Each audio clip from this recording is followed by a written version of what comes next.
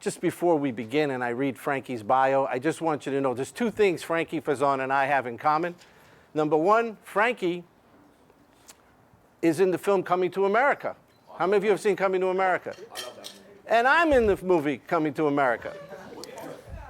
Problem is, I'm one of the extras on the subway, and Frankie is in the apartment with Eddie Murphy, and I'm on the train with Eddie Murphy. Jeffrey dominates the film. He truly does dominate the film.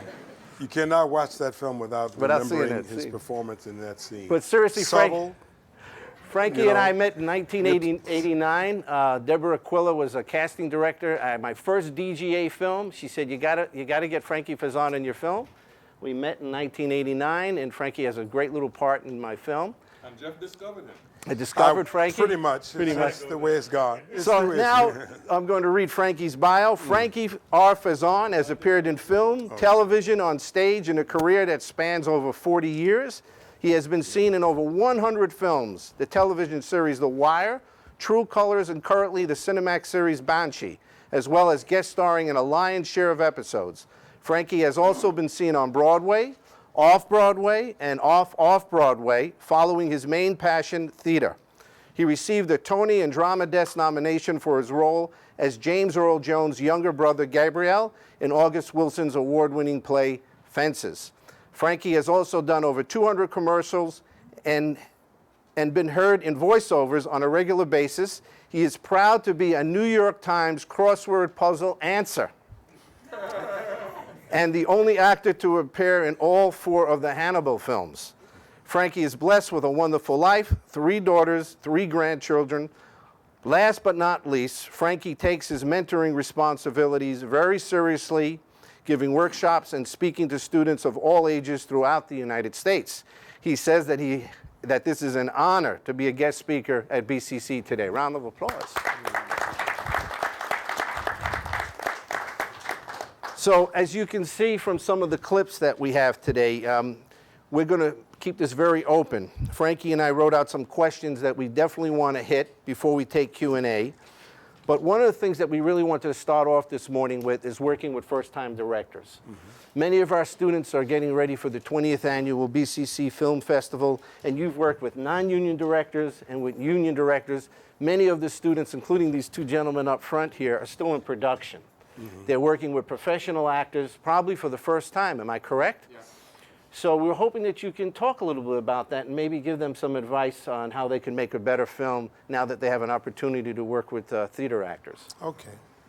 Well, first of all, good morning again to everybody. Good morning. I like to keep things free-flowing. I look at this as not me lecturing to you, but as a conversation between you and myself, conversation and communication. And that's very important to me. And the things that I have to say here today, the things that we discuss, the things that we share, they can be important or they can be not important. It doesn't matter to me. What matters to me is that if each one of you just get maybe one thing, if I can say one thing that can significantly influence or impact you as you continue on your journey in this industry, which I love so dearly, to me, it's been a great, great reward. So, and in that vein, I'll just, I'll talk, you'll talk, we'll watch some of this, and we'll move on, we'll move forward. I'm going to name this session because I'm thinking about coming out with some sort of autobiography about things that have happened in my life, which are very, I was thinking about this on the way coming here. I drove down to Charlotte and back. It's a 10-hour drive, so I had plenty of time to think. But I want to name this session Role, R-O-L-E, of the Dice. And we will learn the significance of that. And that's why I chose these films as sort of as the background for what I'm going to be talking about. So without further ado, jumping into working with first-time directors. And working with first-time actors, yeah. And, well, I'd rather focus on first-time directors more so than first-time actors. They'll both evolve into each other. But it's, I'm here in front of you, a man from Newport News, Virginia, with no theater. I mean, in my community, there was no role models, and it's not like I'm in New York where I can go out and do extras in film and all that. Nothing. But I'm here, for 43 years, on the heels of a career that has been very substantial in my own mind, which I've enjoyed quite a bit. Now, I say that to you because I don't know what your backgrounds are. I don't know who you are, where you come from, but I do want to point out that if you've got a passion, if you've got a dream, if there's something you want to pursue, you can do it. And that's the reason that I like to make myself so available as a mentor to people, to know that he's not that guy that we see over there on the screen or on the TV or whatever. He's one of us. I'm one of you. I started in these same seats, except I didn't have a Frankie Faison or someone of any kind of status to come into my classrooms at your age. I didn't have it. I didn't have that kind of mentoring. So it's very important. But know that, I'm just like you. We're all together. The only difference is I have 43 years of professional training. That's where you very, very much where you begin and end in your communication as a first-time director, and even as a first-time actor in a film or television or theater. My passion is theater. I do film and television because I wanted to have a life, but we will talk a little bit about that as well. First-time directors. When people approach me and they say, I love what you do, I love that, and I'm great, I'm very talented, I can do that. I can do that. I know I can do that. And I know that many of them are in their rooms and they watch something on TV and they say, oh, that's not so hard. I can do that, I'm sure many of you have probably said the same things yourself in a way, in some form or another. The key is this. It is not easy. It's a profession. It's not a hobby. And if you're going to be in a profession, you wouldn't go to a professional doctor with a broken leg or something, and he's never studied or trained. You wouldn't do that. So you don't go as a professional actor or professional filmmaker without training. So your first job is to do your homework, to prepare yourself, to get your training in line. And once you have that in line, when you step out and you start that interaction or that project with any actor, regardless of what the status of the actor is, you're prepared.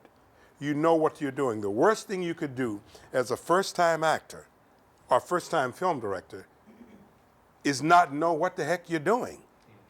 Because there are people who've been, 10, 15, 20, 25 years in this profession who will be able to read you immediately.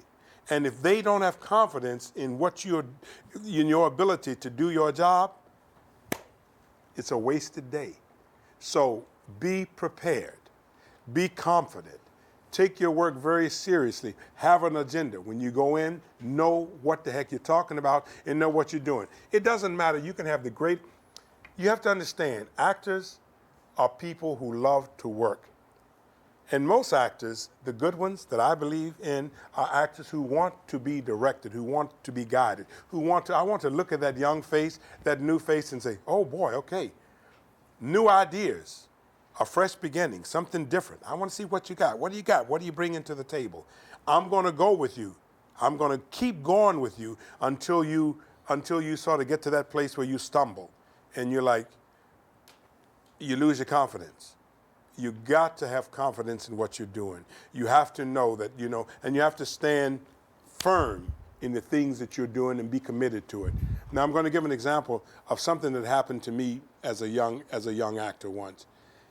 I trained for a serious 10, 12 years before I did my first professional job. And the reason I did that is because I wanted to be the best actor in the world. I wanted to be the best. My mentors were Sidney Poitier and James Earl Jones, because they were pretty much the significant actors of color back when I was growing up. So I said, I want to be as good as those guys. I want to be the best. But as my career evolved over the years, it's not about being the best. It's about being the best that I can be. I don't want to be, and it's all, subjective anyway. One given day, your favorite person is this guy. Your favorite person is this guy. You like this film, you like that film. It doesn't matter. But the thing is, do your best work. Do your best job. Have the confidence to say to anyone no matter what their status is, You are the film director. If you got a vision, and it's a collaboration, it's not just, and you can't be bullied over it. Like, you can't hire Frankie Faison to come and do your film, and all I see you saying is, well, what should I do now? What do you think? I'm going to tell you what I think. You don't have to worry about that. I want to know what you think. I want to know what your ideas are. I want to know what your vision is. Do you understand? Does that make any sense to you? So don't put people on pedestals. It's okay to have a great deal of admiration for someone, for their career, for their life, but once you get on the playground, once you get on the playing field with them, everything is kind of equal. Someone who's got 30 years of film experience, they know more than you do, but it's sort of an equal playing field. You're working, they want to see you with confidence in what you're doing. So as a first-time director, I've got to say to you guys, when you're working, you've got to have confidence. You've got to be very self-assured of what you're doing, and then the rest will take care of itself. I just want to mention that when I was at Columbia, I used to have Paul Schrader, Sidney Lumet, Richard Gere come up while we were in production. This is wonderful that you're shooting your films now. You can go home and remember tonight this lecture. I just think that's very special because you can actually practice what we're talking about, especially the filmmakers that are still working on their storyboards. In most situations, in most work situations that are really good and productive, it's going to be a true collaboration. It's going to be, actors there's a whole range of actors and in the way in which they approach. I'm what you call a working actor. In my mind. I really pay homage to the director, to the writer, to the producer. Look, everybody has a job to do. If I'm so focused and worried about the producing end, the writing end, the directing end, to the point that it interferes with what I'm doing as an actor, it's no good for me. So I'm going to give you the benefit of the doubt until you stumble. But if I see you stumbling or fumbling and I say, this kid doesn't know what the heck they're doing, we have a problem. We have a big problem. And that's the most difficult problem to overcome. But as long as you're there and you're able to listen and hear, but at some point, you can't sit there and have a hour, 2-hour conversation with someone when you got you're on a day shoot. You got one day to get all this work done. You got to just listen and be able to access and be able to move forward.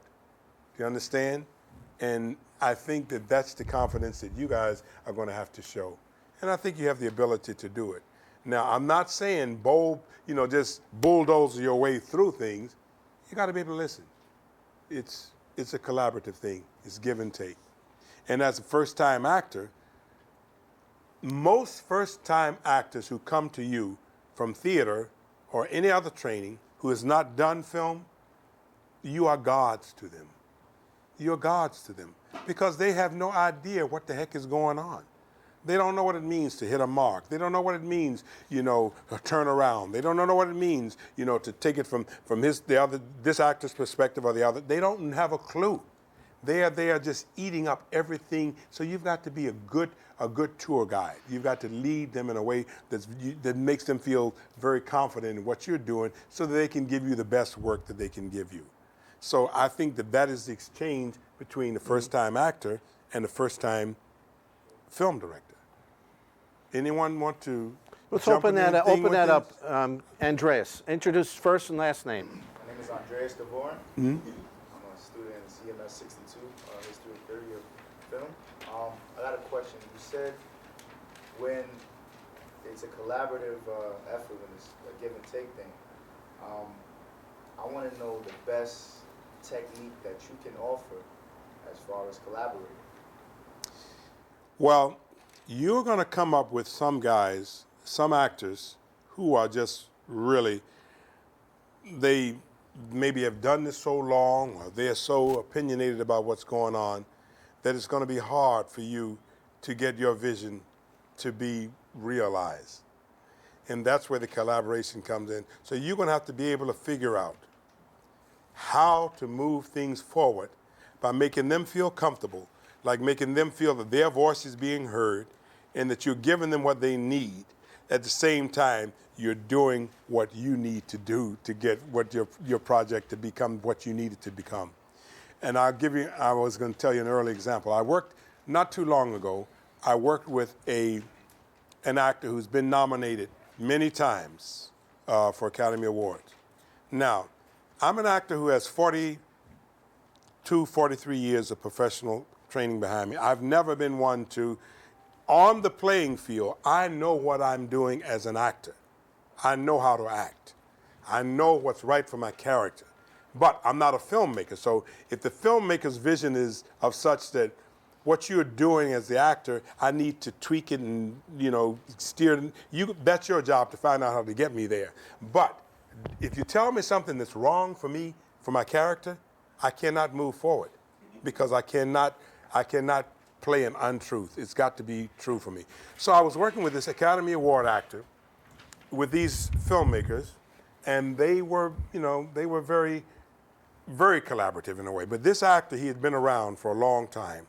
And we had a great relationship throughout this whole film until we got to one point where this actor needed something from me that I could not give him because it wasn't true to the character that I was playing. Now, he had the clout because, even though I had some renown and stuff, he is the name. He was the name. So he goes and he's like, pretty much, I need this. This is the way that this scene should be. This is the way that this actor should. And so we had to meet, the three of us.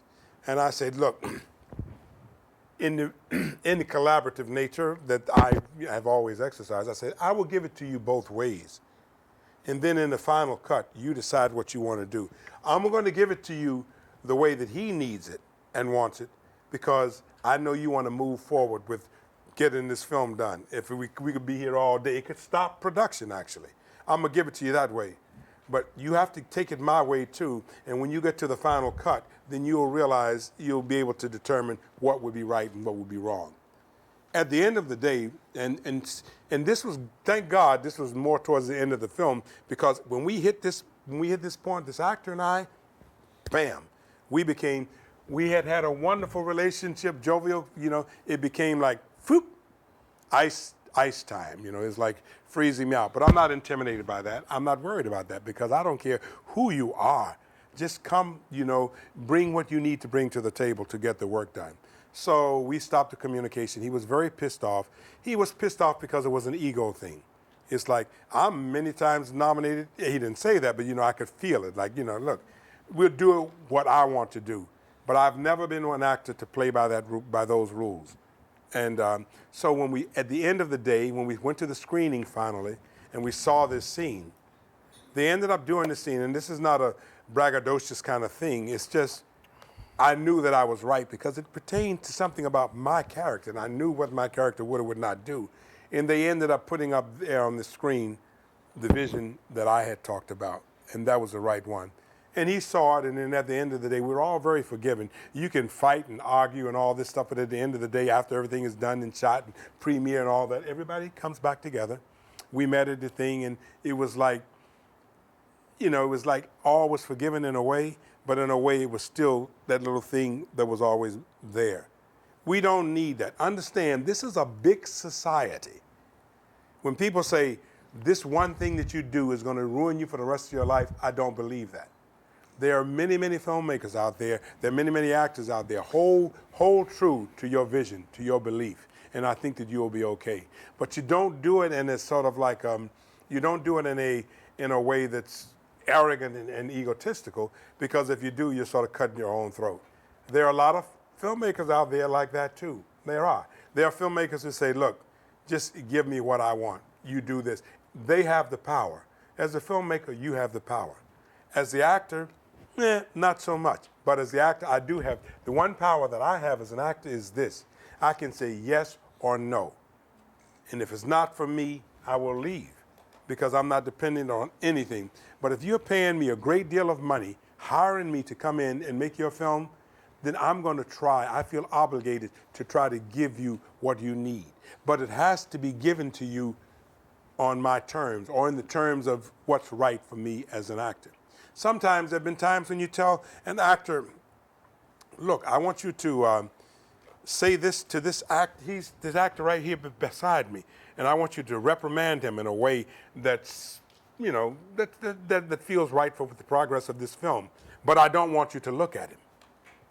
And I'm saying, usually when I reprimand, I want to be in your face, in your eyes. I'm telling you, I need you to make that contact. But he says, no, give it to him. And so that's sort of an unnatural feeling. So your job is to make this actor understand that it may not seem right, but what you're doing and what I'm capturing on film, when you see it, you'll understand it. And you got to sell it. As a first-time director, as any time director, you got to be a salesman. Unless you reach such a high status that, you know, they say, we do what we tell you to do, and that's it. I'm not interested in working with those kinds of people. And I hope that you're not interested in being those kinds of filmmakers. And Frankie, just a segue into that, are there any roles that you turned down that you look back and not only that you wish you took the role because you saw the vision of the filmmaker after the film was produced, or roles that you're happy you took that in the beginning you didn't want to take? This bites right into my thing here, roll of the dice. There have been things that that I have not done or didn't get, and I see them. I'm not a jealous person. I don't get jealous. I'm very confident in my ability to do and be a good professional. So the answer to that would probably be no. There's nothing that, there have been things that if I turn something down, it's coming from my heart. I just didn't feel it was right for me. And if I turn it down and it goes out and makes millions and millions of dollars, or it propels an actor to a huge status, acclaim, that's fine. I don't have a problem with that. I'm going to get what I'm supposed to get. Roll of the dice, which is if we show this Absolutely. ragtime clip, It's a good it example. would be a good place to start. Okay. And I'll tell you Ragtime. a We're story gonna need about lights. this. Just remember, Frankie was going to take Marlon Brando's role in The Godfather, turned it down. Flat down. I just didn't do it. Look, he's I laughing. didn't want to put cotton balls in my mouth. That's the only reason I didn't do it. I'm allergic to cotton balls in my mouth. Yes. No. Okay, lights. And we can start ragtime.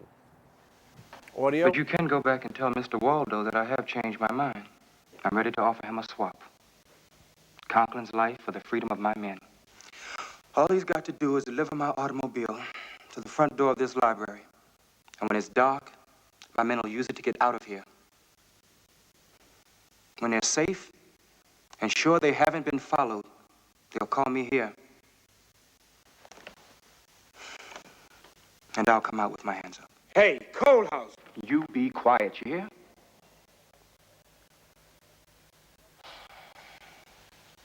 Tell Mr. Waldo that if he plays it straight with me, that's exactly how it'll happen. You remember that? Yes. Yeah, I think so. Good.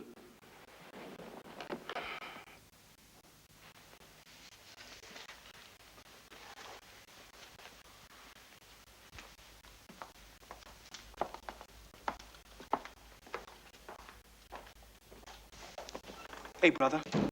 What is this? You playing games with us? Why are you saying like we leaving without you? You know that ain't gonna happen. Zeke, you're a hothead. And you gotta calm down. Else your brains are gonna burn up. Well, you said it.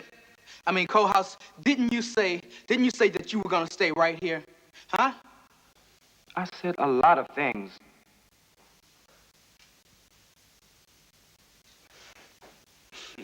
And you're messing with it. You got something else in mind. Hmm? You see that, Zeke?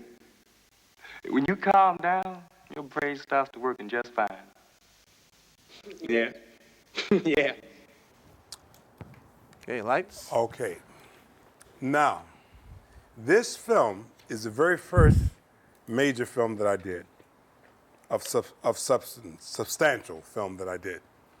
And I was excited as a kid in a cotton candy store, you know. First of all, I got to work with the great late James Cagney. Are you guys familiar with him and his legacy? I mean, to me alone, I would have done the film for free. But Roll of the dice.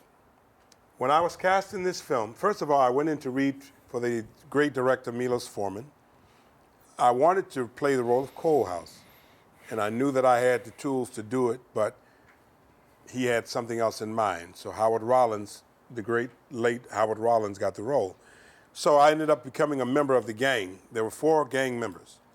Now this is how fickle and how scary and tricky this industry is. When I got that job, I was all set to go, take my family to England. We were going to be there for 2 months, and everything was great. I get a call about 2 weeks prior to us leaving to go to London to do this job. They say that they wanted the 4 members of the gang to come down to 125th Street to, I think it was the J.P. Morgan Library or something. It was somewhere up in Harlem, I know. And anyway, they say they wanted us to come down because they wanted to see how we fit into a period car. Now, the antenna went up. I'm like, how we fit into a car? It doesn't make any sense. So, but I get there along with the other 3 actors, and we're like curious, what the heck is going on? So when I get there, it's the 4 of us, and then there's this other little bitty dude over there too. And we're like, well, who the heck is he? What is he doing here? So the wheels are spinning. It's like, uh-oh, something has happened. It's only 4 gang members, and there are 5 people here. Something's going to happen here that's not going to be good for somebody.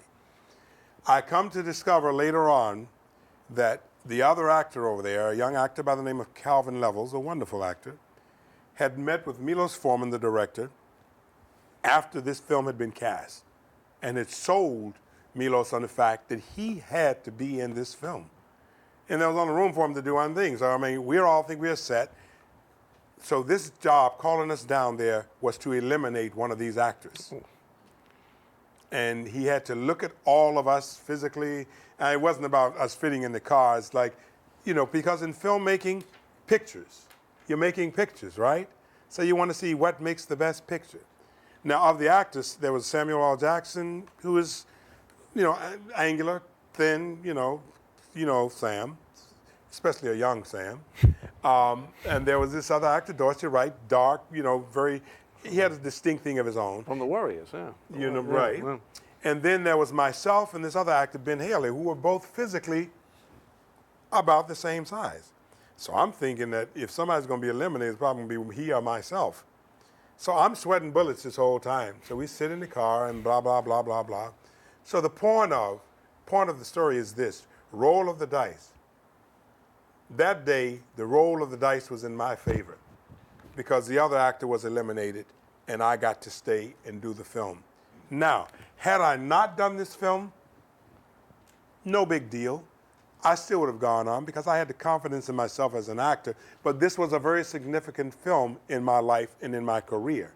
It gave me confidence to move forward in a way that was reassured and also had a little bit of clout to go with me because I'm the actor who had done Ragtime, this big, huge, successful commercial film.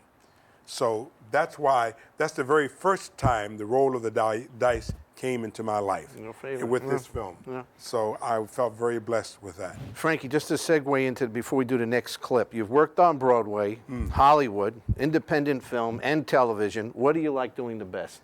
I am a theater actor. That's my game. That's what I love. That's my training. Yes. No, I cannot. I mean, I can sing. Everybody can Hall of sing. Fame, you were singing. You can sing. I'm not a singer. I'm not a musical actor. I'm a dramatic actor guy. I do dramas. Yeah. Yes. Say your name. My name is Juan Rivera. I know you've been in the industry for a long time and you've met hundreds and probably thousands of people. Have you ever worked with someone younger than you or up and coming that taught you something? Very good question. And my answer to that is this. If I hadn't done that, then I wouldn't be here talking to you guys today. I'm not here to teach you. I'm here to share with you an experiences. You can learn from anyone.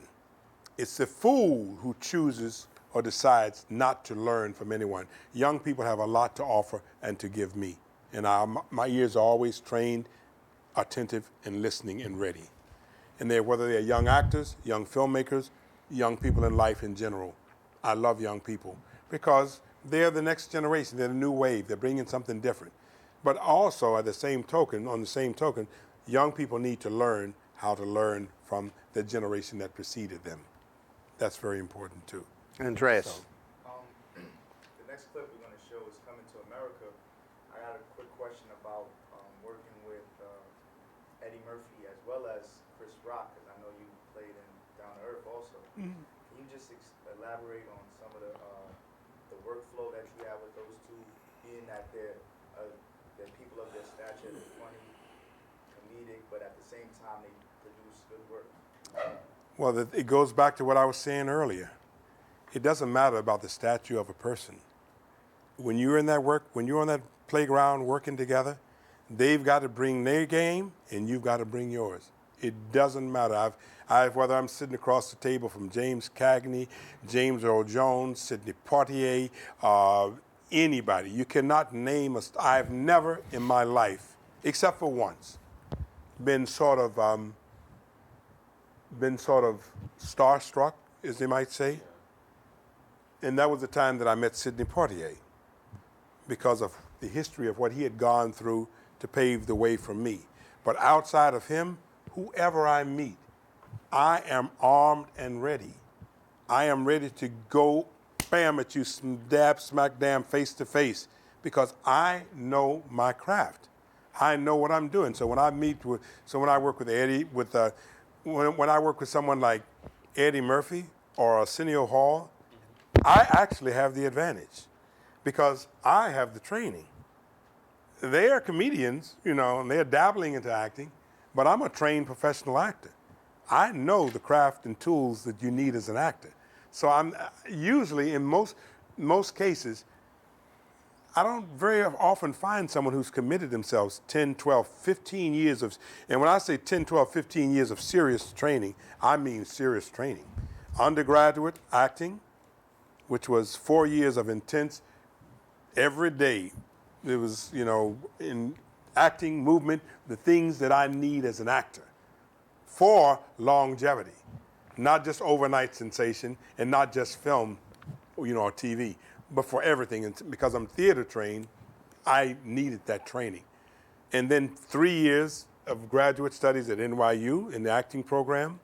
So when someone hires me, they've got an actor, they've got someone who's very malleable. I can really, you can shake me in any way you want to. I can take directions. I can give you loud, I can give you soft, I can give you comedy, I can give you serious, I can give you intensity, I can give you repetition, I can give it to you 100 times with a little variation. I can give you all that.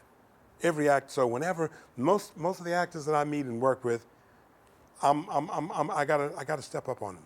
So that's what that was. I mean, they sort of look, actors, comedians like that, they sort of look upon trained actors in awe, because those guys, they know what they're doing, and you do your snappy thing, and Eddie Murphy he's a wonderful talent. I think he's grown and he's come alive as an actor. He does but Eddie Murphy can't do the kinds of things that I can do. He can't have the kind of diversity. When you see Eddie Murphy, pretty much you see an Eddie Murphy. You know what you're going to get. Hopefully, when you see Frankie Faison, you're going to see a transformation from this to that character. I'm what's known as the character actor, the working actor, the guy who's logging in the time to make sure that the ones who are a step above, can do their work or have a platform. You can't do this by yourself. No matter how big a star you are, you need a supporting team. You need other actors. You need the people, the interns. You need everything. It's a collaborative thing. I keep using that word collaboration, and it's important. Yeah. Malik, say your first name, last name. Last name Kemp. One of my favorite movies that I seen you in was White Chicks. So I wanted to know what was your experience like working with the Wayne brothers? They are very nice young men. And if I start any statement talking about anybody that I work with, and if I'm not saying that they were very respectful, nice, interesting people, then I'm usually not going to talk about them. because I don't have, otherwise it's just me doing a job, making money. They're very professional, they're very respectful, and they're very talented. So it wasn't a win-win situation. It was a great time for me. And if everybody people often say to me, hey man, you going over to such and such you're going over to Eddie Murphy's house, you're going to the Wayans brothers' house, y'all be hanging out. No, we don't hang out. I'm not, I don't hang out. That's not my group of people to hang out with. I mean, we go and we work in the professional place, we do our job, and then we move on. Sometimes you latch on to friendships with people, and that's okay, but I'm not, I'm more of a show person, not a showbiz person. I'm not, you don't see me out there just parading, trying to hit the paparazzi and all that kind of stuff. I'm a very private person. Acting is important to me, it's paramount to me. Everything begins and ends there. So they were great to work with. They're very talented. They will bring it, and they will be respectful for you, and they will give you great ideas. And this goes back to your thing about learning from young people. They are young, and to work with young people who have so much energy, have so much respect, and who have so much creativity about them is very exciting. I learned a lot from that. Before we take the next question, the ideal script, crew, and director. Does this happen often? For me, it happens a lot. And I don't know whether it is because of the projects that I choose or if it is the way in which I give myself to the projects. If you're not giving yourself to the project, if you're not really giving yourself, like if you feel like you're better than the project, you're better than the writing, you're better than the acting, you're better than the producing, the directing, all that stuff, you could have a pretty tough time. But if you look around at that body of people you're with, and I've been very blessed to be around very, very good people, because I don't like to do crap.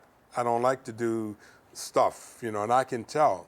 So if I got that, then I'm good. So I've been very blessed with having usually an ensemble, a group, or a group of people that are all been very professional and very good, from the script writers to the directors to the producers. I've been in a lot of situations that have been horrible too, trust me. But in those times for me, I just say, give me my paycheck, I did my job, I'm going home. And that's easy for me to do. It would be easier for me to do than it would be for you as a young filmmaker or a director to do, because you've got to expand. You got to be, you got to interact with everybody. No. Everybody. You got to keep the peace among everybody. Now, before we go to the next clip, you you had a question. Raise your hand. Esteban, say your first last name. My name is Esteban Burros, and you mentioned that when we see you on the big screen, we see different personalities. What is the most difficult part for you, like, to adapt yourself to the different script that the directors give you? Like, let's say from be a police officer in White Chicks to be a member of the family in Meet the Browns, which do you think is the most difficult part to adapt yourself to that? Excellent question. Adaptability as an actor, for me, is a no-brainer. I'm not acting comedy. I'm not acting drama. I'm not acting tragedy. What do you think that I'm acting? Does anyone have any idea what I'm acting? What? Take it further. My character? Yeah. The truth. I'm acting truth. And when you're acting truth, those who think that they're acting comedy, I mean, there is such a thing as comedic acting, I guess, but not for me. For me, it's truth. So there is no adjustment for me to go from White Chicks to Meet the Browns to Commissioner Burrell and The Wire to Ragtime to this guy up there in Free Jack, bum on the street. They're all the same.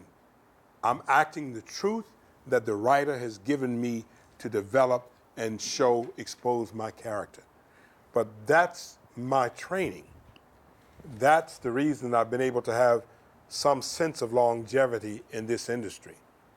Because if I hadn't, then everything you see would be the same, and then I would burn out. People get tired of seeing the same all the time. You can't do that. Although some people make a career out of it. They do one thing and they do it for their life. But to me, that's boring. It's not. There are too many facets of Frankie Faison that I need to show and expose. So, does that answer your question? Okay. All right. Anyone else did not ask a question yet? John Francis. I would like to know, what was the most difficult role you ever had to take?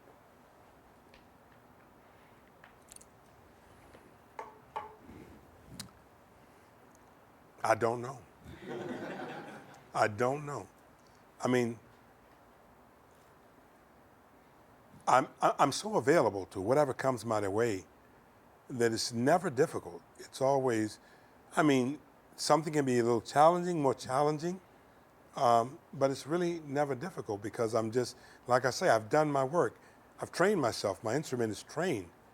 My instrument is trained. If you bring a character to me, a story to me, and you've got this character that's this guy is a serial killer, or he's a doctor, or it doesn't matter. The thing that I've got to do is I've got to go inside myself, strip layers away from me, of my personality, of who I am. Because you have to remember this. Any character that has ever been written is one-dimensional. I'm three-dimensional. I don't know what's going to happen to me when I walk outside that door. But if it's written on that script, then I know what's going to happen to him. So it's not that difficult for me to. I mean, no role is. Once I had to play a role of a Nazi sympathizer, and I had to wear the Nazi uniform. That was kind of scary to me, because I looked in the mirror and I saw, because of the images of what that represents. That was hard for me to do. I could do it because I know that that's in me too. Not me being a Nazi, but that character, whoever that person was. So I had to look in the mirror at myself in this leather Nazi and really be committed to that. Commitment is very important, and not just from an acting standpoint, but from as a director or a film producer or whatever. Commitment is important. You've got to be committed to what you're doing. When I first started my career, I did hundreds and hundreds of commercials, so that would supplement my income so that I could do theater, which is what I really wanted to do. But when you go in there to do this commercial and they tell you to do this dumb thing like, this is the best water I've ever had. This is so yummy. I drink, this is like eating fried chicken, I mean, really. You have got to believe that. You cannot go in there saying, oh, this is so stupid, yeah, I'm supposed to believe this is fried chicken. No, I don't think so, because they will see that. You as a young filmmaker, you will see that. Truth is important. So you've got to make some kind of way. You got to make them understand this. And the reason I was able to do so many commercials is because I listened to what they were saying on the other side of what they wanted. Okay, this is what you need, I can do that. But I never did a commercial or anything that I didn't believe in, that I thought was wrong. I've never done a film that I could not stand behind. One of the most difficult films I had to do is a film I just did not too long ago. It's a film called Gods and Generals. I had to play, and my wife swore to me that, that this would be the end of my life and my career. I had to play a Confederate cook for Stonewall Jackson. Oh. And she's like, are you out of your mind? It's like, I don't know if you guys, historically, if you know, they were fighting for slavery. Yeah.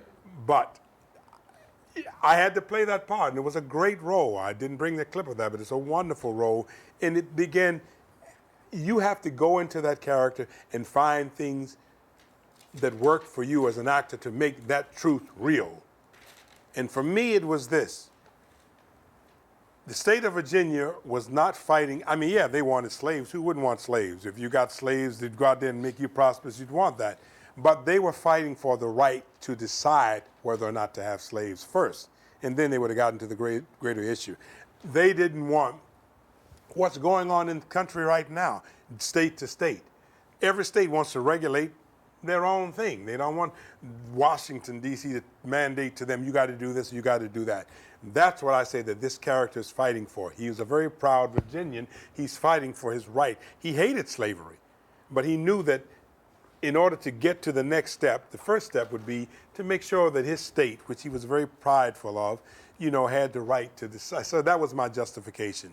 And that's what I used. But my wife was like, forget it, man. You ain't no way in the world you can justify playing a slave fighting for slavery. He's like, come on. So that was challenging, but I was able to find my way into that. Just segue before we take the next question. We were talking this morning about casting agents. Have you had an experience where someone like Deborah Quiller, a casting agent, will call you and say, Frankie, I know this is not the right role for you, but you got to read the script. I think it's going to be great for your career and something you can play. Has that happened a lot? Oh, yeah, it happens. If you're lucky, it happens a lot. If you're lucky. Most people, it doesn't happen a lot to. And when I say lucky, lucky means that if you're well trained, they will bring you and they say, well, look, I know you don't feel you're right for this, and I don't think that, that they have any idea that you'd be right for it. But what you bring to it as an actor, you will convince them that you would be the best person to do that. And that has happened to me. I like non-traditional casting. I don't want you to cast me as a big, strong, tough black man. I play against type. I always try to. I mean, my type is what it is. It's there. You're going to see that. But I'm just like, I don't want to give you cliche. I don't want to give you stereotypical cop.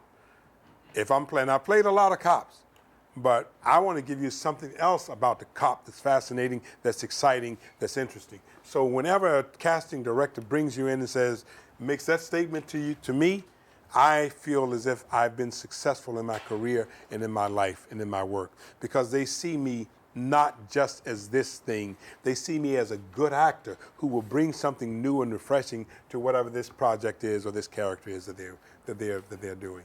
Excellent. Aaron, introduce yourself. I'm Aaron Warren, first-time director. He's directing next week at Arthur Avenue Restaurant, right? Okay. Yeah. I would like to go, I guess I want your opinion on this. I see a lot of times, like in Hollywood, they'll speak on actors getting lost within that character.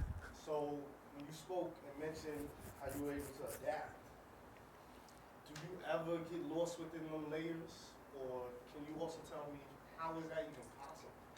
I sometimes You mean get lost in the character that they're like, if you're on a set and the actor says, only speak to me to my character.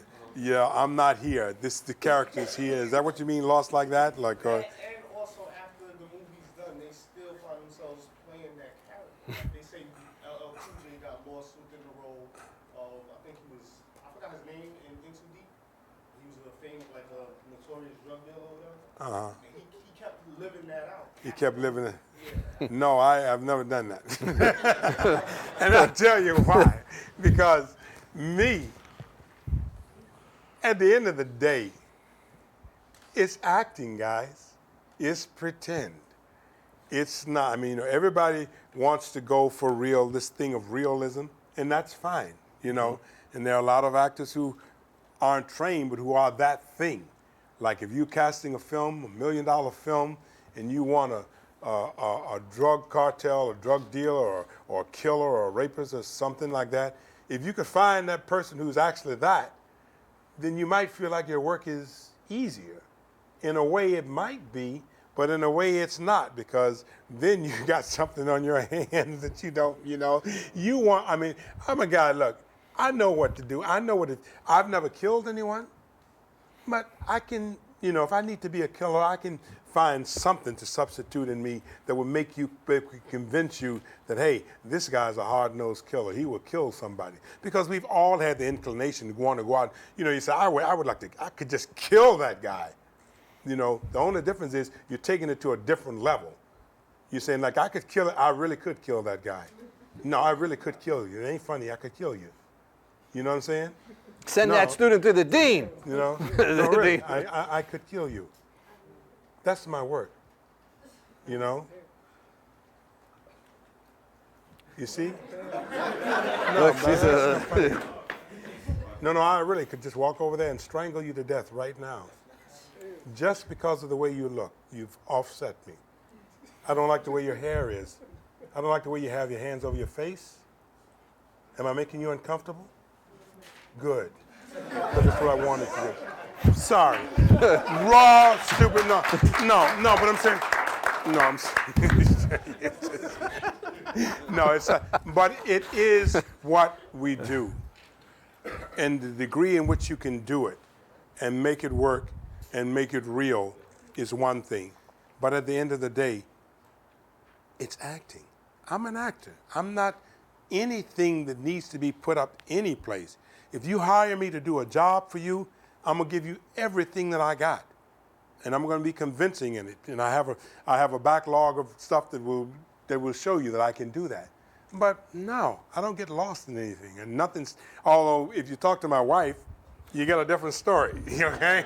see, what happens is this: when I get a script and I get a character that I'm gonna play, a role I'm gonna play, I immediately begin to process it into my body.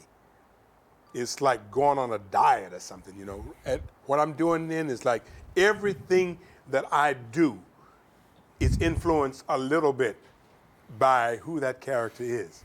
So for me, when I go on a set, part of that character is always there for me, but I don't need you to just refer to me as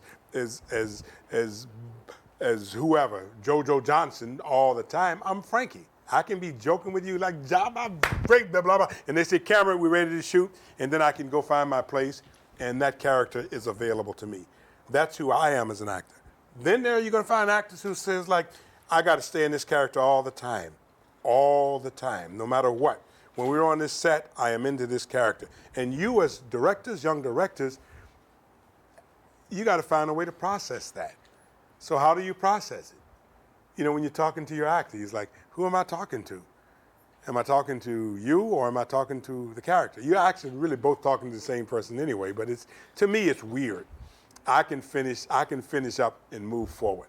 You know, Kathy Lee Gifford said the other day, she interviewed Daniel Day-Lewis. She said, I swear I was interviewing Lincoln. Yeah. She said, he's still Lincoln on the set. He said he still had the, yes, introduce yourself, Leroy. I remember there was a television situational comedy. True Colors. Interracial couple. Right. Back in the 80s. Yeah, that was like. Death threats and everything. I'm lucky to be alive. Right. Seriously. Yeah. But go on. Yeah, well, you answered my question. All right. And I'm going to tell you something. That is connected to this and this. The Wire, which has gotten a great deal of notoriety, one of the greatest shows on TV. Roll of the dice. Again, the person, Clark Johnson, who directed that, the pilot episode and stuff, I had to go in and be cast by him in this, is a person who 10 years prior to that, I was doing this show, True Colors. I was the star of this show, Fox Network show. Now, when I say collaboration, it begins from the bottom all the way up to the top. I'm never going to look at the lowest person on the totem pole. From me, they're going to get the greatest deal of respect that they command from me. And for me, because of my background and who I am, it's total. I'm not going to disrespect you because you're being paid $2 an hour and I'm being paid $100 an hour. I'm no better than you. The only difference is that I have a higher place job function right now. So this guy, he related to me after I was cast in this show. He says, you don't remember me, do you, Frankie? I said, no, I don't, because I meet so many people over Korea and stuff. He says, well, when you were doing True Colors back in California, and California is notorious for having layers of, you know, you're this level, you're on this level, you're on this level, you're on this level. I'm up here, I ain't got nothing to do with you, you're nobody. New York actors, they're kind of different, or personalities. But I'm just saying, it's not just, I shouldn't classify it New York, LA, but I'm just saying, I'm just trying to make a point here. It's about the individual. But he says, I was an intern, I was a gopher. I was the guy who went and fetched coffee for you and all that kind of stuff. I said, oh yeah. He said, but you gave me some of the best advice that anyone has ever given me in my life.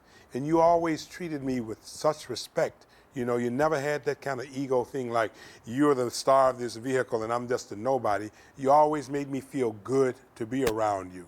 And that's why I'm giving you this job in this television series. So you never know what somebody is going to become on their journey. Now, at the same time, you don't do something because you think that they're going to become somebody. That's wrong too. You do it for the right reason. You do it because every individual on this planet deserves respect until they prove themselves unworthy of it. And then when they prove themselves unworthy of it, then you got to make a decision. What am I going to do? Am I going to be combative or am I going to just move on down the line? My process has always been to just move on down the line. Because the world is too big. There's too much. There's too many great minds. There's too much great talent. There's too much many great people to get boggled down with something like that, ego and that kind of thing. Before we take the next question, one clip. Let's do the Coming to America because I want to tell you something very interesting about this. Okay, lights, and then we'll take Which you will questions. appreciate.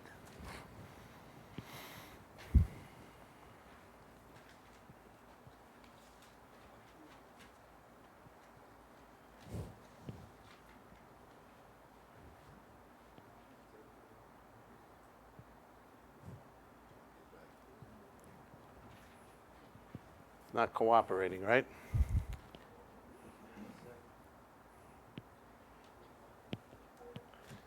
These things happen. Probably those new batteries we put in this morning. This is a top-notch film school. We can't have these kind of miscues, guys. What's going on here? We're going to change You this know, plate. We're going to put the they told Panasonic me- one in. Actually, I just left a message today. Our staff, we were going to do that this They morning. told me this is No. top shelf. Okay. Maybe you can do a manual. But before we I get will it do a running, manual. no. We don't have to worry about it. I'm sure most of you have seen that film at some point, at some time or another.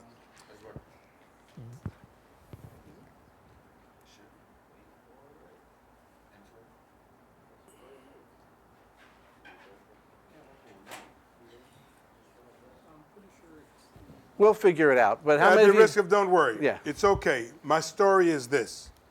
Coming to America is one of the films that really launched me in the public's eye in a way. And I've never been a person who has sought the public eye. It's just like it goes with the territory. If you're good at what you do, you're going to do TV. If you do TV, I mean, hell, they got people on reality shows. I mean, they got people who just do a heroic act and they become very famous because of the media. It puts you right in their faces. But back in my day, this film really launched me. You know, that was the first film of really national note for me. You know, people would say, I would walk down the street and say, yeah, oh, you're the landlord from Coming to America, you know, blah, blah, okay. I auditioned for this when I was working on Broadway, doing a Broadway show, Fences, with James Earl Jones. John Landis, the film director, brought me in to audition. He brought a lot of people from the cast to audition for that. This role of landlord, I was not cast in originally. The role of landlord, I didn't even read for. Roll of the dice. I didn't read for it. I read for something else. I went in, and this thing was always at the back of my mind saying, you don't go in and read for a specific role. You go in and read to show them that you have talent. That's in case they want to think of you as doing something. You know, you can get an idea. As a director, you guys always got to have an open mind. You think you want to go one direction, but what you really want, I stress, the most important for you to have is to have a good actor who can do a lot of things and who's going to give you a good, honest day's work for a good, honest day's pay. But anyway, I went in for something, and they cast me in this film in a much smaller role as one of the bums who gives away money. And I was happy to do that. You know, I was disappointed because I thought there were media roles. So I went back content and thinking that's what I was going to do. 2 weeks later, I get a call. They want to bring me back in to have another meeting with me because the actor who was supposed to play the role of the landlord, an actor by the name of Bill Cobbs, a wonderful actor, wonderful character actor, been around a long time, he was unavailable because he was doing another film. So they said, John Landis says, Frankie, I want you to do that part. And I'm like, okay, I had no idea that that part would project me into such wonderful esteem to so many people over such a long period of time.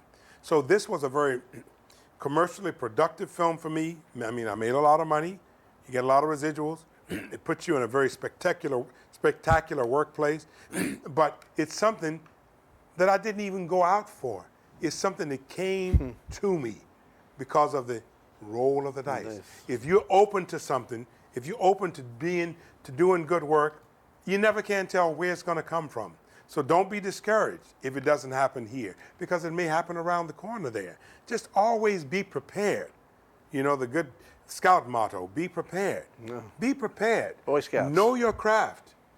When you come into present, when the opportunity comes, be ready to show your wares. Be ready to show them you know what the heck you're doing.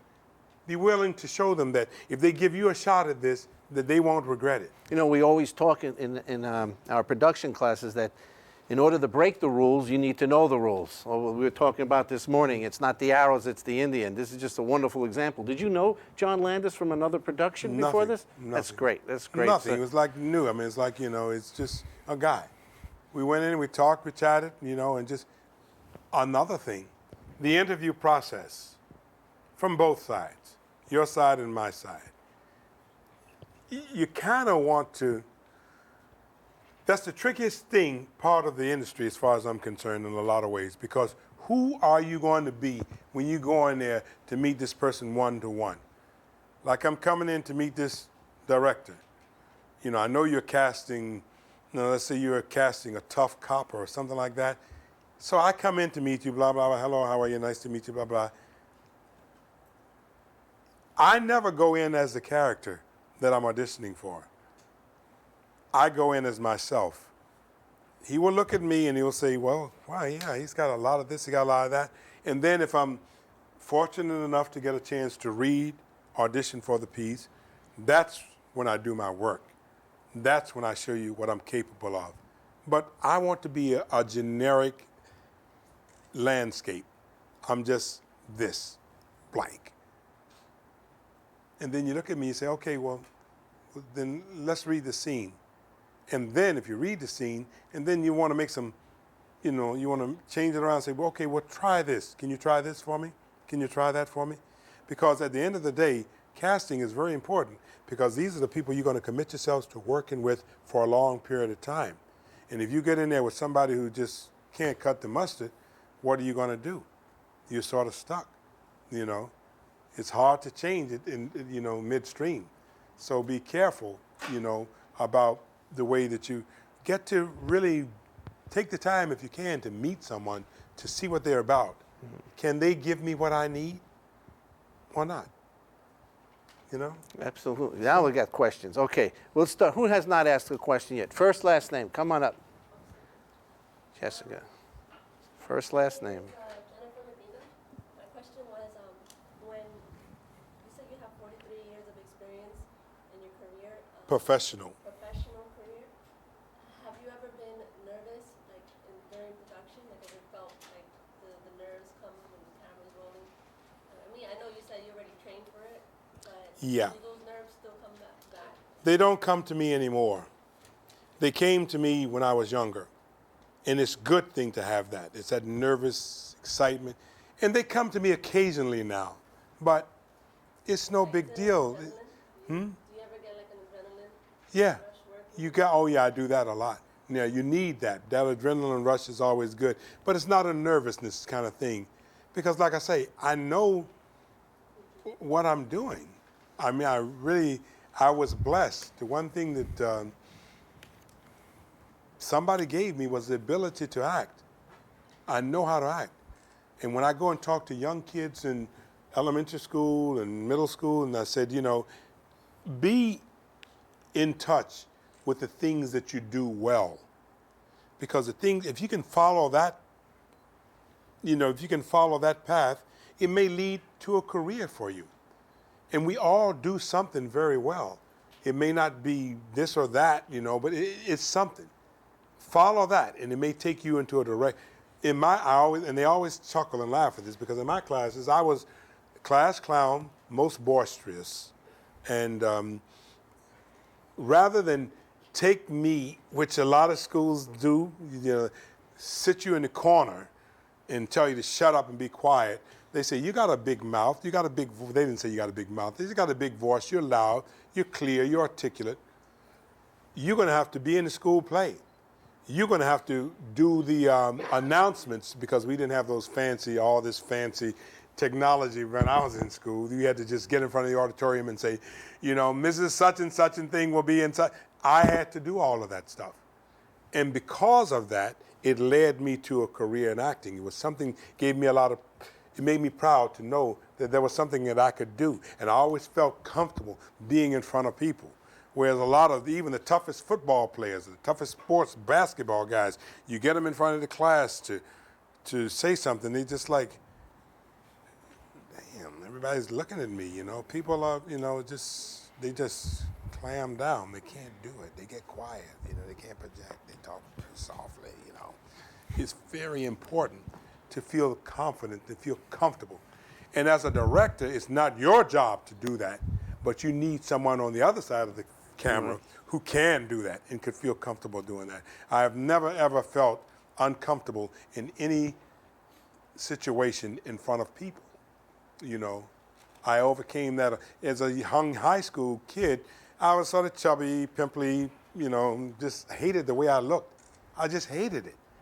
But whenever I got on stage and did that, people, they responded to it, They like, and it made me say, hey, okay, so I'm a little chubby, pimply faced guy, so what? But it's not about the content of your character, it's what's inside you.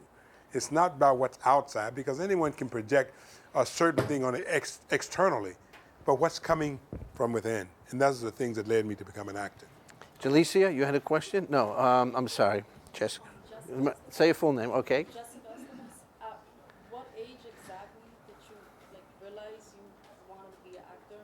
I think around 7 or 8 years old, which gave me a big jump start on a lot of people, because I knew everything that I was doing from that age on, I was doing towards becoming a professional actor. I knew I wanted to act.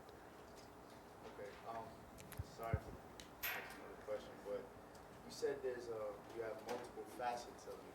I wanted to know if you can give us at least 5 terms that you feel resonate with you and who you are and your journey, how you became. 5 terms. Yeah, five words that Personality-wise, character-wise, or? Character-wise. All right. That's easy. That kind of define you inside the industry. Mean, gentle, fatherly, brotherly, reverent, athletic, nerdish, domestic, violent. All those things in this body are in me. They're all there. And the surprise to me is when they surface. They just come out of nowhere. I don't plan them. They just come out of nowhere. To me, it's always a delight to see, and an example of this is the film Jeffrey shot with me. I did a film for him way back, 1,000 years ago. I played this guy with the housing authority. Superintendent. I looked at this film recently because he sent it to me, and I'm like, who is that guy? And what is he doing? Wow. Because when I'm working in front of a camera, when I'm working on stage, I have no idea what I am doing or what I look like. I don't find out until I see the final product. I am not one of those actors who, as soon as something is shot, I'm right there at the monitor looking at it. I'm not going to do that. I have a director, I have a script supervisor, I have a producer. I'm the kind of person that says, let them do their job. I'm in my job doing my work. And I'm always pleasantly surprised when I see myself, because I said, I don't remember any of the stuff. So going back to piggybacking on that question about, do I ever get myself lost in a character and not know? In that way, I do. because I have no idea of who of what I'm doing, what my hands are doing, what my mouth is doing. I trust the director. I love directors. I love directors, and I want to be directed.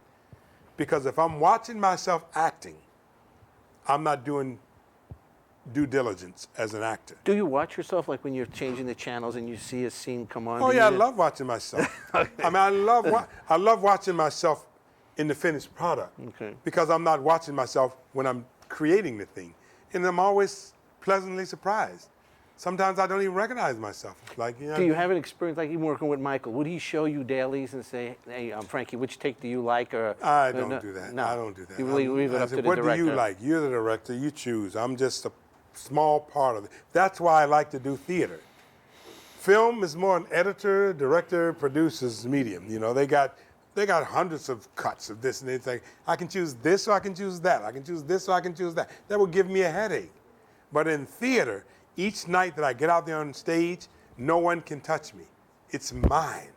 They may want to change it the next day, but for that moment in time, it is mine. And I like that. That's why it's the truest form of the art as far as I'm concerned. But I can't sit here and talk to you prospective filmmakers about that. You're like, hey, okay, that's fine, but we're interested in something else. So this is where we're Ian Finley. Your name, nice and long. Ian Finley. It was truly a pleasure to have you here and speak with us. My question may be a little difficult because you have a very impressive, stellar career and body of work. But I would like to know what roles you played that really impact you the most in the heart that you can think of, a few roles that you might have played. You mean in general, Yeah, in or specifically? In general. Well, specifically, like, say, for example, Coming to America or one of your movies or your shows, it was a role that you played, and the role, the character itself really just impacts you. All right, good question. When I did Coming to America, understand that I have been coming off of a long, long journey towards becoming the best. I wanted to be the best actor in the world days, okay? And I trained, studied, and worked. I was a very, very serious actor. I ended up doing this broad strokes comedy, I mean, when I was doing it, I'm not trying to be funny as a landlord. I'm doing Shakespeare, man. I'm doing it to the hilt. I'm giving it everything I got. But it was hysterical. People loved it. They laughed and blah, blah, blah. And then I would be walking down the street and say, you are so funny, you are so coming. And then I would like sink into the ground. I'm like, no, that's not who I am. I'm a serious actor. I'm a dramatic actor. I'm a Shakespearean, classically trained actor. That's comedy. That's stupid stuff. I just did that to make some money. But I used to hate it. I hated it so much. I just hated it because I felt like you guys don't know me. You don't understand who I am. But over time, as it evolved, over time, when so many different generations, the people say, I started hearing what they were saying. They say, we love this film. We love that guy because it's funny. It's non-threatening. It's just a good film. It's a good story. We love it. My parents watch it. We watch it. And, and it's just like, then I began to feel a sense of pride about that. It's not my choice. And even now, I do a lot of comedy kind of stuff. And people say, whenever they want to get to me, all they got to do is say, you're funny, you're that comedian, right? You're that funny guy. And I'm like, wait a minute, what have you been watching of my stuff? You get that. But it goes back to the fact that I learned from a very wonderful actor that I've always respected. He says, always try to find the humor in whatever character you play. And that's what I'm always trying to do, regardless of that's just for me. It works for me. I try to find the humor in it. So, but the kind of roles that I gravitate towards, that guy now, if I did that landlord today, I would love it. Okay, we got it working. Before we take the next question, I remember an interview with Jimmy Stewart when Wonderful Life plays every Christmas week. They said, did you think that would be playing for 50 years every Christmas? Right. He said, I have no idea. Right. Coming to America has become a family classic. Roll the dice. Roll the scene. Okay. Lights, house lights. And I'll come back to that at the end of this clip. Any luck, Andreas? I think it could have, you know what? We're going to go on. We actually have the movie here, but I don't know where Fernando left the film. I don't know if he left it. don't worry. Don't worry. Yeah. Don't worry. Let's see. Do we have any another scene working, Andreas? Frankie, could we pick out one more scene? No, let's let Frankie pick something we can talk about. Let's go to Free Jack. Free Jack. There's a very interesting story behind that.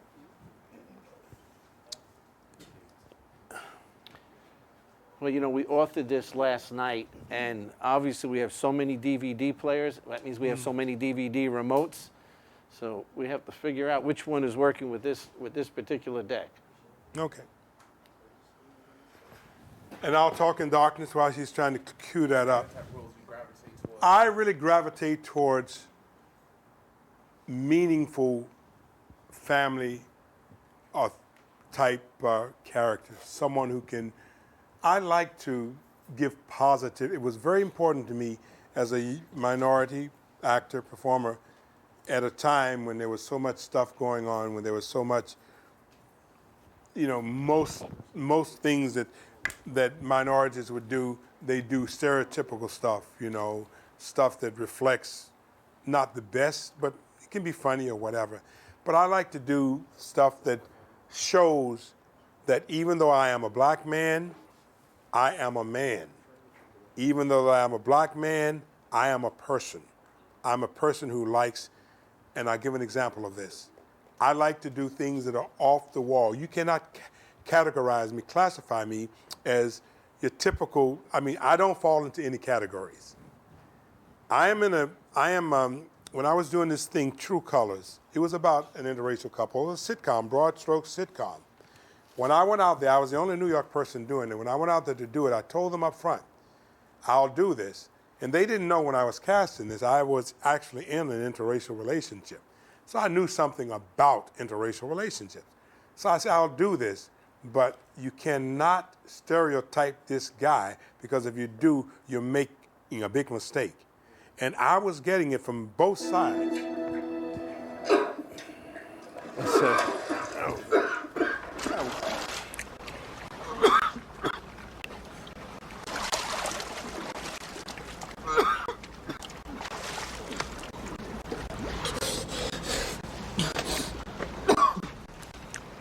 Lord, the strange things that get washed up on this dock. I'm beat. You think so? Yeah, pretty much. Well, then you beat. A man thinks he's beat and beats.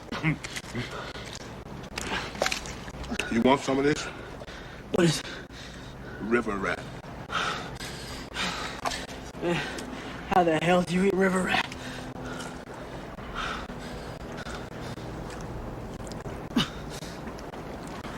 But first, you got to cut off the head and the tail. And then you gut it. And then it's all a matter of the sauce. You don't just plop down a boiled rodent on a plate and say, here's your river rat. What do you like, red wine or white with him? Not that there's any wine around here anyway. Haven't seen any wine since the 10-year depression. Look, if you want me to, I can whip you up one. This is good eating rats. No.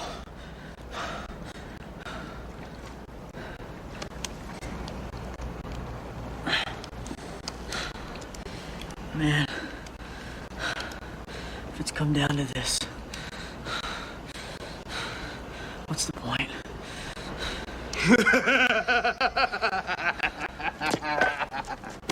He riddles me.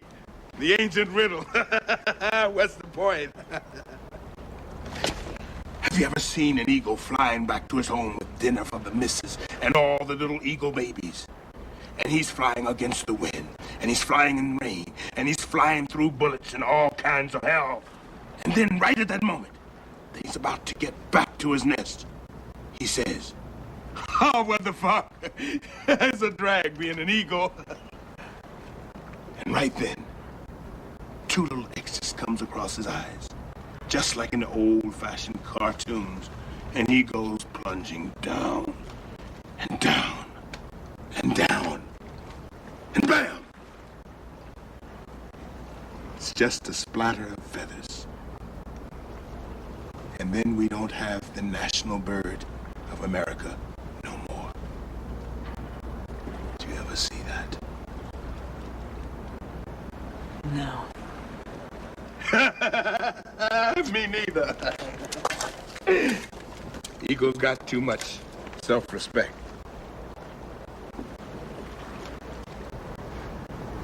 How's yours?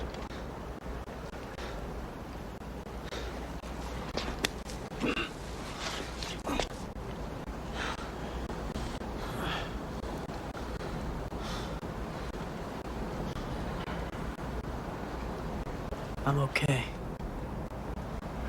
Then you too can fly. You can fly. Maybe I can.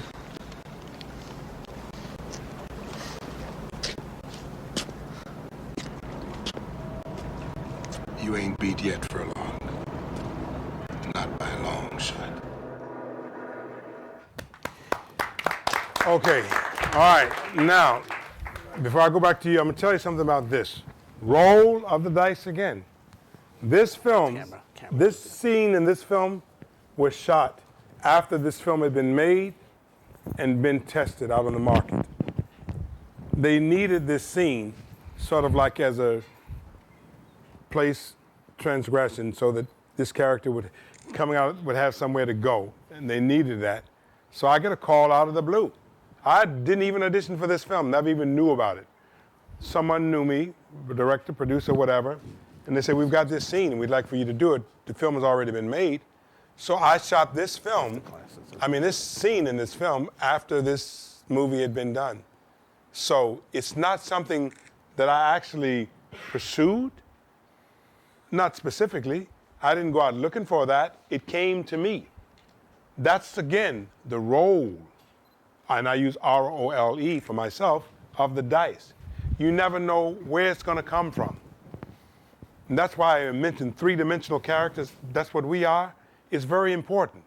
Because you, as prospective young filmmakers, directors, producers, or whatever your journey is, when you get up from these seats after this period with me and walk out that door, something can happen just like that could change the whole direction of your life. And it can be positive or it can be negative, but it can be something. But whatever it is, we all have that element about us. It's a crapshoot. We don't know what it's going to be, but be ready and be open to embrace it. Those are the kind of roles that I like to play, roles that give people hope, they give people a sense of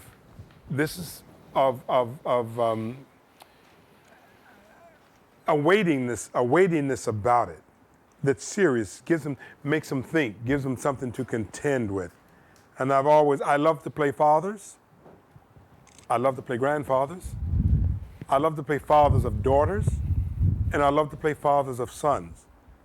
Because we need our role models out there, especially for men, for young black men, black Hispanics, black any ethnicity, and even for whites. It doesn't matter.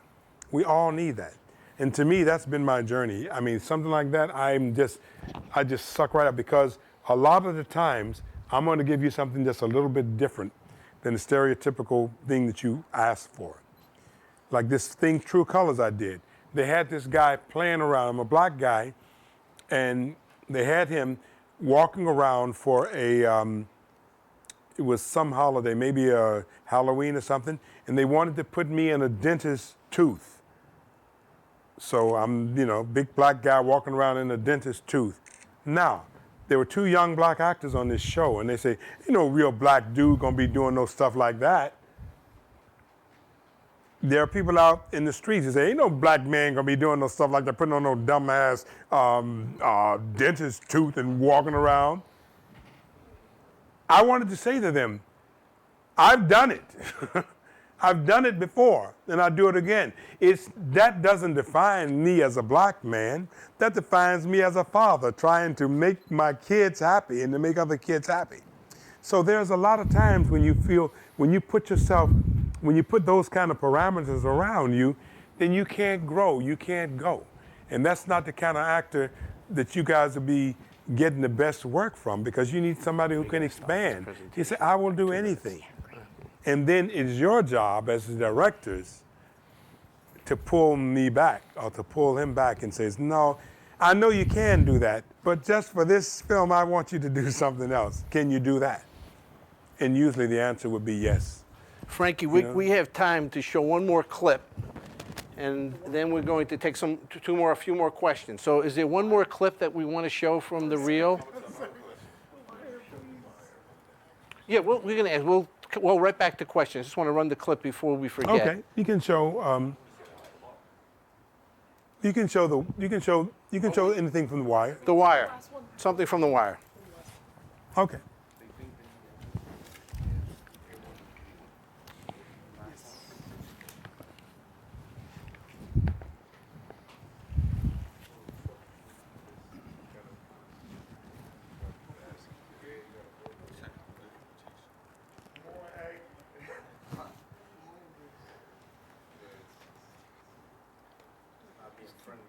And Frankie, this scene was shot, what season do we know? No, I don't know. They're still having the remote issue, Andreas? Okay. Yeah, it probably was. It was authored really quick, and it's a possibility we might not be able to see it. Okay, let's go back to Let me say something Q&A. about The Wire right now, because that'll piggyback onto your question, the kind of characters I like to play. Now, when I first got this role as this guy, Commissioner Burrell in The Wire, I loved it. Over the 5 seasons, I lost my love for that guy. And I'll tell you why.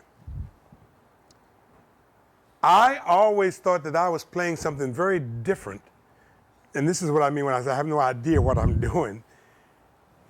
Very early in the first season of this show, people would stop me in the streets and they say, man, because audience fans, they get it. I mean, they know, they see what's going on, man. They know. And they say, man, that guy is like, he's not a nice guy. I mean, that guy, what is his problem? Why does he cut this guy? I thought I was being a teddy bear of a man. I thought I was being the most sweet, congenial guy you would ever want to meet. And then as the seasons went on and on and on, you see him as being more, people didn't like Burrell. I don't like to play characters that people don't like because I take it personally. And people would stop me in the street and say, man, come on, man, that guy's, he's like not a nice, and I said, wait a minute, what do you mean? He's nice, he's a good guy. He's like, no, he's not. I said, but he really, no, he's not. They got it, but I didn't get it because I'm not going out there trying to play a tough ass commissioner of police. I'm out there actually trying to make this thing work, to make this, and he's caught, and that's another kind of character I like. I like the characters who all the action centers around, because he's caught up in a situation between a hard rock and whatever the expression is. That's right. Thank you. That's why I love smart, intelligent people, man. And that's education is important. Don't discard that in your journey. But I'm caught between a rock and a hard place, and I can't play. I'm playing the honest person that I think that this guy is, and because he turns out to be that makes it much better for the audience, for the viewing audience, but not for me. I mean, I was hurt. There were times I said to my wife, I said, Frankie, forget about it. You did not write this. You're just playing a character. Just get over it. Go on with your life. But I took it very personally. So.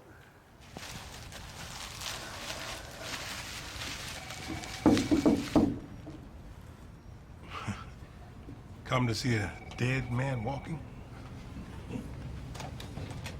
I hear Carcetti's gonna do right by you. Salary with the coordinating council, then a DC job. You deserve it. Sure, I deserve it, but not for doing the job. What I got, they gave me for carrying their water all these years. To Carcetti, I'm a hack. Royce was no different. Maybe I am, but every day they send over a new priority. Go after the bad guys. No, change that. Make quality of life cases. get on top of the murders. On second thought, run the whores out of Patterson Park. You think the mayor tells the schools how to teach kids, or the health department how to do its job, or sanitation how to pick up trash? But get elected, and suddenly they know police work. You might think it'll be different when you sit here, but it won't. You will eat their shit. Daniels, too, when he gets here.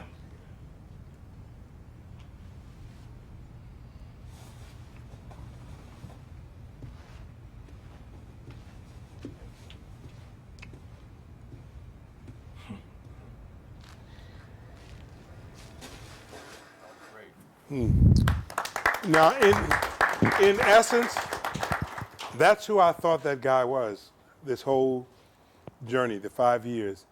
He was a guy he had a job to do. And sometimes when you got a job to do, you got tough choices to make. But sometimes when you make those tough choices, you come off looking like an asshole. Tough guy, and maybe that's who you are.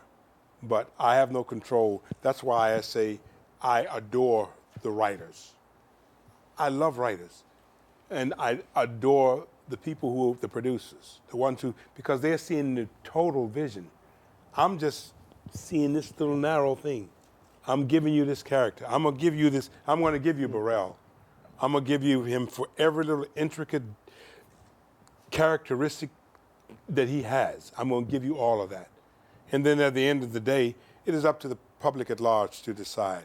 But those are the kind of characters that I love to play, you know. Strong, solid characters. But I also love to play characters that have just been, and we haven't shown any of those, that have been really sort of like beaten by time, by circumstances, you know.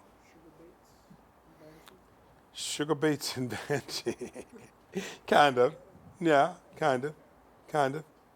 But I just never wanted to be that guy who you say, because he's black and he's big, this is his range. This is all he can do. No, I want you to see the vulnerable side of me. The versatility. It's With that, important. before we take the next question, we're going to do two things because we do have the school play, and Frankie's going to attend the play with us. We're going to take, the president of the film club is going to make a brief presentation to three guests: Frankie, Melissa Kirk, and Manny Lopez, director and assistant director of Student Life. Come on up. Then Frankie's got some autographed pictures he's going to give you guys and take some photos. And then we're going to head over to the play. You can have your last questions asked up here. So without further ado, Manny, would you come on? You too. Come on over here between, and let's have And I'm Ian. sorry that, 2 hours, it seems like a long time, but once you get into interactive stuff, it just flies by.